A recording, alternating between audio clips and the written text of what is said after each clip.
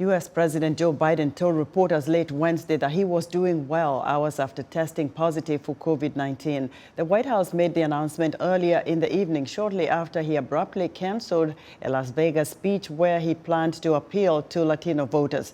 Biden arrived in Dover, Delaware on Wednesday night, where Press Secretary Karine Jean-Pierre said Biden will self-isolate and will continue to carry out all of his duties fully during that time.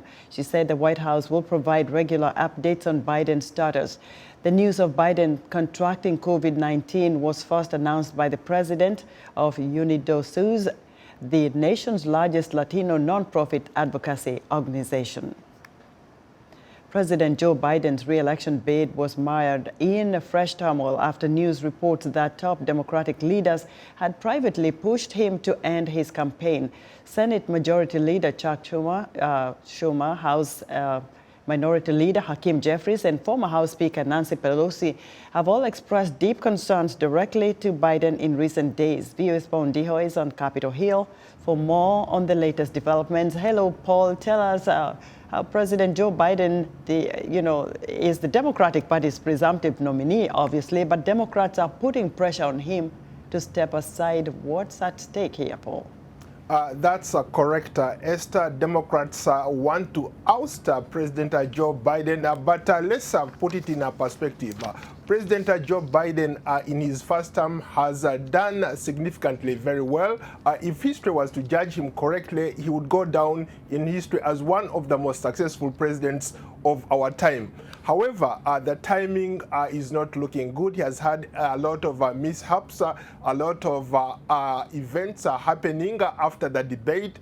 Then a series of other mishaps have happened. Now with the latest COVID news, it doesn't look good for President Joe Biden. So a lot of Democrats who rally with him or who caucus for the Democrats, they want him out. They say that maybe it's time for him to pass on the baton to a younger person, somebody who has the ability and the fitness to run as president. Paul, others are asking, why are Democrats divided over Joe Biden staying in the race compared to his rival, former President Donald Trump, who appears to have the support of nearly every Republican person within the party?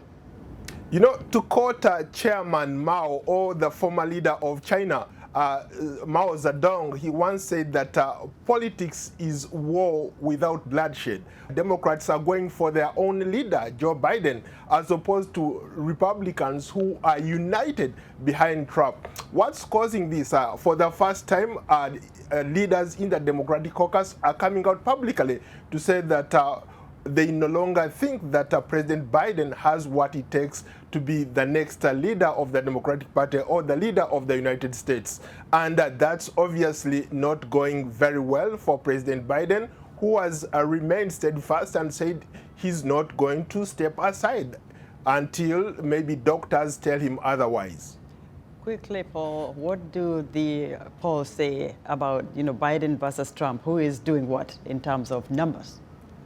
That's a very, very big concern. A lot of Democrats are concerned that when you look at the national polls, when you look at their own internal polling, the polls don't look good. The optics don't look good for President Joe Biden. So they are suggesting that because the polls nationally don't look good for his re-election bid, maybe it's about time he passed on the torch to a younger person. And but ultimately, this will come down to President Joe Biden making that decision. Until then, he's still the presumptive Democratic nominee for the United States presidency. Well put, Paul. Thank you very much for your excellent reporting. Paul Ndiho, live for us from Capitol Hill.